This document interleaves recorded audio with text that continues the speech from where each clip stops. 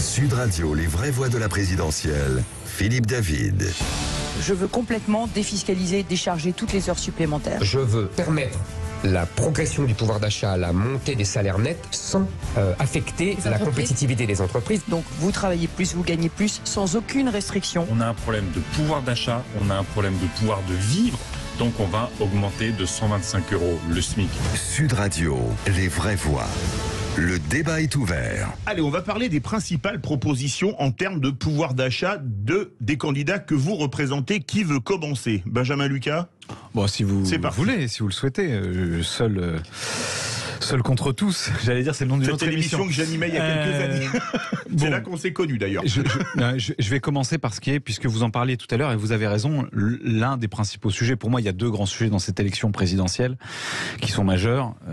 C'est d'abord, enfin à égalité d'ailleurs, c'est le sujet climatique évidemment. J'espère qu'on en reparlera dans votre émission dans un prochain débat, parce que les 5 ans que nous avons devant nous sont cruciaux pour déjouer les scénarios du pire. Et puis c'est le sujet de la grande pauvreté et des inégalités dans ce pays, qui se sont creusées dans le quinquennat d'Emmanuel Macron. La fameuse théorie du ruissellement qui devait, par l'enrichissement des plus riches, irriguer de quelques miettes les plus pauvres d'entre nous, s'est avéré être une farce grossière, mais ça nous le savions depuis des décennies, puisqu'en réalité ça fait 30, 40 ou 50 ans qu'on a un même modèle économique utilisé par la droite, plus ou moins libérale, trop souvent malheureusement aussi par la gauche, et qui nous a conduit à l'impasse et à une société fracturée dans laquelle nous sommes. Donc le grand enjeu, l'un des grands enjeux de cette élection présidentielle, c'est d'éradiquer la grande pauvreté.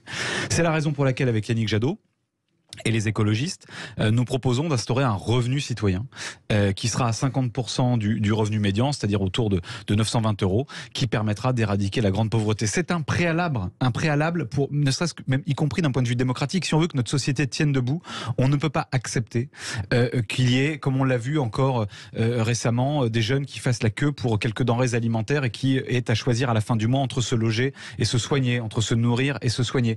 On ne peut plus accepter qu'il y ait un certain nombre de familles monoparentales dans lesquelles la mère, parce que c'est souvent une femme, se prive de manger les dernières semaines du mois pour nourrir ses gamins. Tout cela n'est plus possible, et donc nous proposons de prendre à bras-le-corps ce problème de la grande pauvreté avec le revenu citoyen. Moi qui ai défendu avec Benoît Hamon dans la précédente élection présidentielle le revenu universel d'existence, je suis très fier que nous portions cette ambition forte et majeure avec Yannick Jadot, mais je pourrais aussi vous parler du partage du temps de travail, de l'augmentation du SMIC et des salaires, mais je crois que c'est par ça qu'il faut commencer, d'abord éradiquer la grande pauvreté. Et si je peux terminer, c'est un devoir économique et social, c'est aussi un devoir moral aujourd'hui au regard de la situation du pays. Antoine Diers. Alors, je regarde à nouveau le sondage en ligne. Éric Zemmour est vu comme celui qui est très largement en mesure d'améliorer le pouvoir d'achat des Français, 71% sur votre... Ah non, on a 60% là. 60% là, vous êtes plus à jour, 60. Ça reste pas mal. Et je vais vous dire, en fait, les mesures d'Éric Zemmour sont beaucoup plus concrètes que ce que je viens d'entendre. Éric Zemmour fait le choix, non pas de promettre des chèques, des choses, mais c'est pas un chèque, c'est un virement. De rendre l'argent aux Français. La première des mesures, symbolique mais forte, supprimer la redevance audiovisuelle. 138 € par an par foyer, pour avoir bien souvent des chaînes de télé publiques assez idéologiques. C'est le retour de notre camarade Poutine. On va supprimer les services publics audiovisuels. Est-ce que vous faites une fixation sur la Russie? Ah ouais, chacun son tour. Antoine Diers. On comprend. Je termine. Plus de télé publique. Non, je termine. Ensuite, Éric Zemmour a fait une proposition assez forte. La création d'une prime zéro charge. Bien souvent, on oppose l'employeur et le salarié. Soyez précis sur les termes. Ce que vous appelez des charges sont des cotisations. Si vous voulez présenter le programme d'Éric Zemmour à ma place, c'est ce qui permet de financer un certain nombre de choses pour la protection sociale des Françaises et des Français. Donc en fait, vous leur retirez là des protections sociales. Quand vous dites zéro charge, ça veut dire que vous supprimez de la protection sociale et de la répartition des richesses. Soyez précis sur les termes. Vous voyez, là, vous mentez aux Français. Puisque il y aura toutes les cotisations sur leur salaire de base. On ne retire rien des cotisations actuelles. On propose que les employeurs puissent enfin verser des primes aux salariés méritants. Et ça vous gêne. Non, et ça vous allez creuser dans les caisses. Chacun son on ne creuse pas, puisque le salaire de base qu'il touche aujourd'hui, il est toujours soumis à cotisation. On n'enlève aucune cotisation de ce salaire de base. On permet à une entreprise qui réussit, grâce au travail de ses salariés, de verser sans charge. Ce qui vous embête en réalité, c'est qu'on ne joue pas à l'opposition entre l'employeur et le salarié. On sait bien que quand tu... Mais attendez, là c'est précisément ce que vous venez de dire. Hein, vous allez retirer des droits aux salariés, etc. Non, nous on ne joue pas à l'opposition. On sait que les employeurs aimeraient récompenser leurs salariés méritants, mais qu'aujourd'hui, il y a trop de charges qui les empêchent de le faire. Ensuite, effectivement, avec Éric Zemmour, on remettra aussi en place les heures supplémentaires défiscalisées, supprimées par la gauche. Avec Éric Zemmour, on aura une droite qui ne trahit pas, on aura une droite du travail. Guillaume Carayon. L'enjeu du pouvoir d'achat, c'est évidemment l'enjeu essentiel de cette campagne présidentielle. Pourquoi ? Parce que les Français, ils en ont marre de se serrer la ceinture. La fin du mois, c'est pas le 28. La fin du mois, c'est le 10. Et donc aujourd'hui, il faut avoir des propositions extrêmement concrètes, précises, pour augmenter le pouvoir d'achat des Français et pour valoriser le travail et le mérite. Il y a 9 millions d'hommes et de femmes dans notre pays qui vivent sous le seuil de pauvreté. Il y a des classes moyennes qui ont été paupérisées par la mondialisation, qui a profité à certains et qui n'a pas profité à d'autres depuis une trentaine d'années. Alors nous, les propositions qu'on fait, elles sont claires. D'abord, l'augmentation des salaires de 10%. C'est ce qui permettra de redonner du pouvoir d'achat aux Français. Typiquement, pour quelqu'un qui gagne 2000 euros net par mois, et il gagnera à la fin du quinquennat de Valérie Pécresse 2200 euros net par mois. Comment ? La deuxième proposition, d'abord, on baisse les cotisations vieillesse. Et ensuite, on négociera avec les entreprises parce qu'on va baisser les impôts de production, on va baisser les charges sociales, et c'est ce qui nous permettra d'obtenir des entreprises. Donc c'est les entreprises qui payent. Bah oui, il faut évidemment que les entreprises fassent un pas vers les Français à partir du moment où on baisse leurs charges. Deuxième proposition, c'est l'augmentation des pensions de retraite. Moi, je supporte pas, j'ai 22 ans et je supporte pas de voir des gens qui ont bossé pendant toute leur vie et qui, à 65 ans aujourd'hui, gagnent 700, 800 euros par mois. Donc il faut augmenter les pensions de retraite. Agricoles. Oui, c'est le cas des retraités agricoles et c'est le cas de nombreux retraités dans notre pays qui en peuvent plus parce qu'ils n'arrivent plus à vivre. Et donc nous, on veut augmenter les pensions de retraite qui s'élèveront à minimum un SMIC. Et puis il y a un troisième point, c'est la question de travailler plus pour gagner plus. Il faut en revenir à ce principe de droite qui consiste à valoriser le mérite, ceux qui bossent et qui se réveillent tous les matins, qui vont prendre leur bagnole pour aller bosser et qui supportent pas de gagner seulement 100, 200 euros de plus que des gens qui profitent des revenus de l'assistanat. Donc on veut convertir les RTT en salaire défiscalisé, on veut aller au bout de la défiscalisation des heures supplémentaires, c'est ce qui permettra de valoriser le travail et le mérite des Français. Vous voulez tous les deux interpeller Guillaume Carayon, je vais vous laisser l'interpeller, mais après je vous posais des questions précises sur le pouvoir d'achat. Antoine Diaz voulait l'interpeller et ensuite Benjamin Lucas. Moi, c'est pas pour interpeller Guillaume Carayon, c'est pour mettre un sujet sur la table, c'est que le pouvoir d'achat, c'est avant tout l'argent qu'on ne prendra plus aux Français en baissant la fiscalité. Pour baisser la fiscalité, il faut baisser les dépenses de l'État.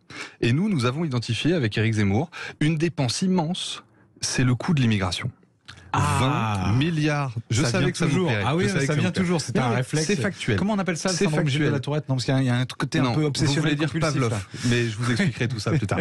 Avec plaisir. 20 milliards d'euros, c'est le coût de l'immigration. 10,7 milliards d'euros de prestations. Vous me laissez parler, ça va. Je pas méprisant. 10, moi je suis pas méprisant. Mais non, mais le débat est pourri parce que tous les deux vous interpellez depuis tout à l'heure. Vous ne coupez pas la parole tout le temps. Moi je coupe la parole de personne. Non, allez-y. Je continue. Le coût de l'immigration. 20 milliards d'euros d'argent public, d'argent des Français qui sont donnés à des étrangers. 10,7 milliards d'euros de prestations sociales non contributives. Des gens qui n'ont pas payé vos fameuses cotisations, qui reçoivent des prestations. Avec Éric Zemmour, on rend ces 10,7 milliards d'euros aux Français. 2 milliards d'euros, le coût des fameux mineurs isolés étrangers, qui ne sont bien souvent ni mineurs, ni isolés, mais juste des clandestins. Avec Éric Zemmour, on rend ces 2 milliards d'euros aux Français. 1 milliard d'euros le coût de l'AME, la fameuse aide médicale d'État, on la rend aux Français. Alors, court, parce qu'après je vous posais des questions à tous. Deux choses. D'abord, non seulement vous n'avez pas de cœur, ça on le sait, quand on voit que vous voulez, y compris sur des mineurs étrangers isolés, mais ils sont pas mineurs, les jeter dans la misère. Vous avez suggéré qu'on ne s'interrompt plus, donc alors, on est d'accord, on s'interrompt plus. On s'interrompt plus. Voilà, allez. Mais en plus vous n'avez pas de portefeuille parce que toutes les études démontrent ce qu'est l'apport de l'immigration, pas simplement pour notre vie démocratique, pas simplement pour ce qu'est la beauté de ce pays, mais aussi parce que vous avez des gens qui contribuent à la vie économique du pays et que demain vous voulez que ça s'arrête. Donc en plus vous n'avez pas non plus de porte-monnaie sérieux. Mais moi je voulais réagir sur la question du travailler plus pour gagner plus, parce que pour moi c'est au cœur, et ça pour le coup là on est sur un débat intéressant. C'est pas une espèce de vieille lubie anti-immigration, là, une vieille recette. Là on est sur finalement le cœur d'un débat, et moi je respecte votre position parce qu'elle est conforme à ce qu'est l'histoire de la droite, et pour le coup Madame Pécresse l'incarne fidèlement. C'est l'héritière de Nicolas Sarkozy, il n'y a pas de doute là-dessus. C'est pas une bonne chose pour moi, mais enfin j'allais dire, c'est pas moi qu'elle veut convaincre. Moi je ne crois pas au travailler plus pour gagner plus, je crois au travailler mieux, moins et tous. Je crois, et d'un mot si vous le permettez, que ce qui a permis de créer massivement de l'emploi dans ce pays, ça je le crois pas, je le sais, parce que l'INSEE nous le dit. L'INSEE, ce n'est pas un institut de recherche proche de la CGT ou des écologistes. Arriver les 35 L'INSEE, c'est le partage du temps travail. Parce que nous avons aujourd'hui un vrai problème, qui vous n'en avez pas parlé, mais pour résoudre le problème du pouvoir d'achat, il y a un sujet qui est le chômage.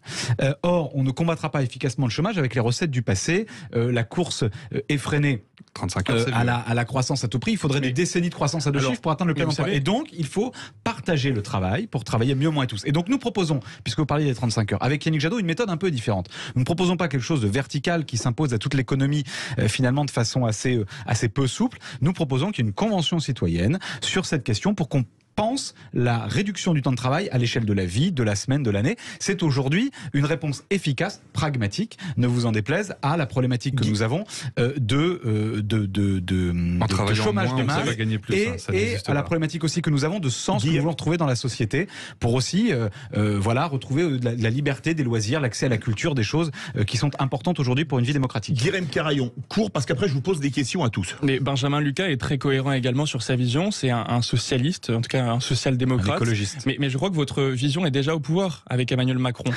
On est les champions du monde en France des dépenses publiques. 60% des dépenses publiques par rapport au PIB. On est les champions de la fiscalité. Les Français sont asphyxiés par les impôts. Et pour autant, on a une qualité de service public qui ne cesse de se dégrader quand ils disparaissent pas, surtout dans les communes rurales. Donc nous, ce qu'on dit avec Valérie Pécresse, c'est qu'il faut dépenser moins, mais dépenser mieux. Mener la réforme des retraites, parce que l'espérance de vie augmente, quoi qu'on en dise, et donc il faudra travailler plus longtemps, jusqu'à 65 ans. Et c'est ça qui permettra... plus tôt. Et c'est ça qui donc permettra... mourir plus tôt. Parce qu'aujourd'hui, quand on allonge l'âge de départ à la retraite, on ne s'interrompt pas. C'est ça qui permettra d'augmenter les pensions de retraite. On veut également réformer l'État, c'est-à-dire débureaucratiser, simplifier. Je crois que les Français en ont marre des paperasses administratives. Vous savez, à l'hôpital, il y a 35% des emplois qui sont administratifs. Les gens, ils veulent plus d'agents publics sur le terrain, moins dans les bureaux, moins de paperasses administratives, pardon. Alors, attendez, je pose pas mes questions. Le travail administratif à l'hôpital, vous allez le faire par qui? Il faut se concentrer. Par les soignants qui auront moins de temps pour soigner. Mais c'est ridicule, moins de 35%. Ça ne marche pas. Mais les gens, ils veulent plus d'agents publics sur le terrain, ils veulent se concentrer sur les prérogatives essentielles de l'État, c'est-à-dire protéger les Français, la sécurité. Allez dans un hôpital. Je sais que vous décrivez la sécurité, mais ça vous décrivez l'hôpital. Non, monsieur, c'est pas moi qui ai supprimé la police de proximité. S'il vous plaît, c'est pas moi qui ai fermé des gendarmeries, c'est Nicolas Sarkozy. S'il vous plaît, chacun son tour. Alors, je vous posais une question à tous. Il y a des gens. Vous avez parlé d'augmenter les salaires. Ça, c'est les entreprises qui décident. C'est pas l'État qui décide des salaires en France.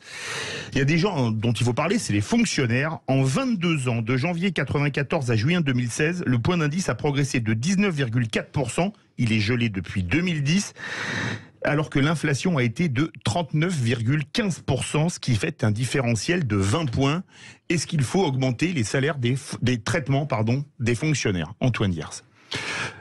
Moi, dans la fonction publique, je vois ceux qui travaillent et ceux qui ne travaillent pas. On a beaucoup de gens qui sont des fonctionnaires attachés à leur métier, qui ont le sens du service public, etc., qui sont plombés par un certain nombre d'autres qui n'ont pas ce même attachement.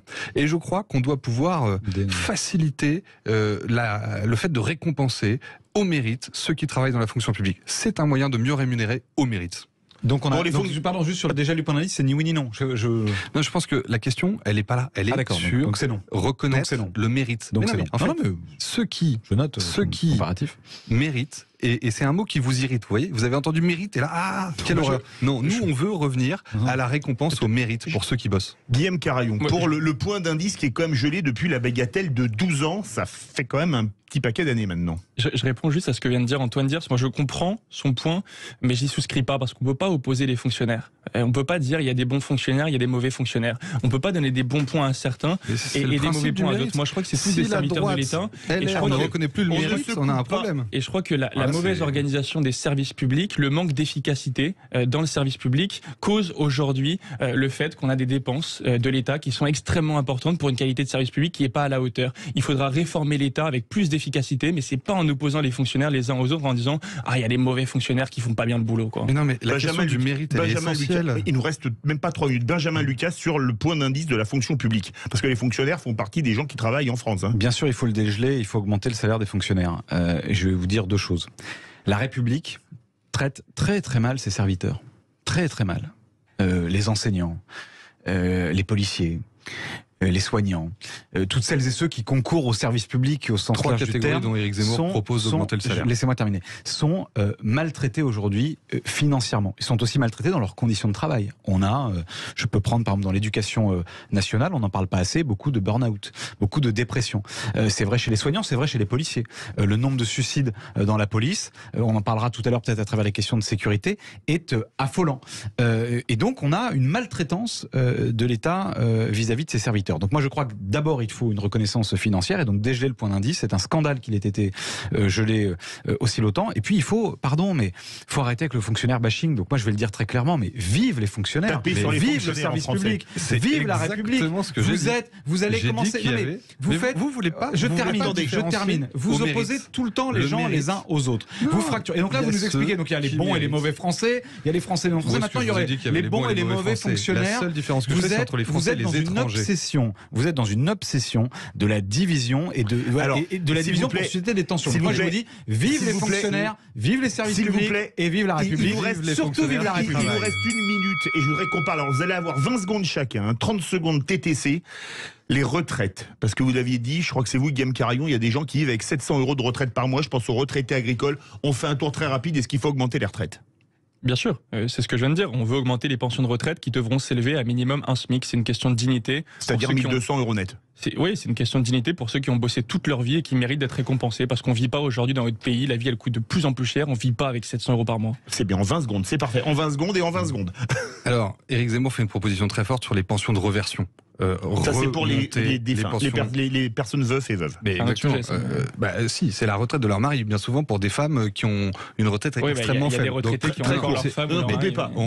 On est d'accord avec ça sur la hausse. Est-ce que vous êtes pour l'augmentation des retraites ? Non, on n'a plus le temps. Bien sûr, mais ensuite, ce que je vous dis, c'est qu'il y a un drame, c'est des veuves qui se retrouvent avec 54% de la pension de retraite de leur mari, c'est pas possible. Avec Éric Zemmour, on remonte à 75%. D'un mot, quand je parlais de l'éradication de la grande pauvreté, la grande pauvreté concerne aussi évidemment beaucoup les retraités, c'est-à-dire les jeunes et les plus anciens sont les premières victimes de la précarité et de la pauvreté, donc évidemment, et le revenu citoyen dont je parlais tout à l'heure proposé par Yannick Jadot concernera également les retraités, parce qu'il est inadmissible qu'une société laisse vivre dans la misère celles et ceux qui ont consacré leur vie à travailler et à construire le pays dans lequel nous sommes aujourd'hui. Les vraies voix, 17h48, verdict sur Twitter. En quel candidat avez-vous le plus confiance pour augmenter le pouvoir d'achat des Français ? Vous allez être content. Éric Zemmour, 59,7. Valérie Pécresse, a baissé 5,7. Yannick Jadot, 0,7. Et un autre candidat ou une autre candidate, 33,8. Est-ce que ça vous dirait un petit moment de décompression avec la chronique présidentielle humoristique de Philippe Rossi ? Avec plaisir. Et c'est tout de suite.